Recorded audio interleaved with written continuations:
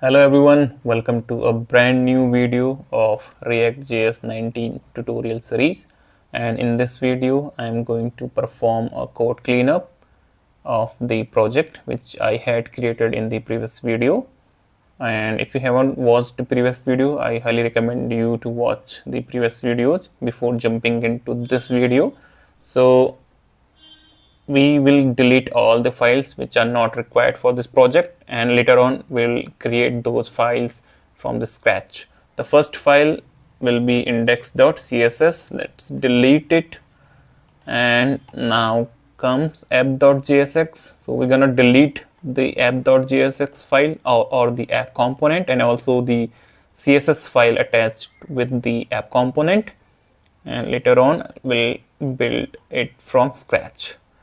Go to app.css, delete the css file as well, and also the assets folder. We don't need the assets folder. So now the project looks very minimal and clean with only two files, app and main. So main file is importing app component and rendering it to the UI. So let's build the app component. So I used RFC command. So I have installed few extensions which helped me to build the React project. And here I am simply writing or simply returning a component, a div element. Let's save it.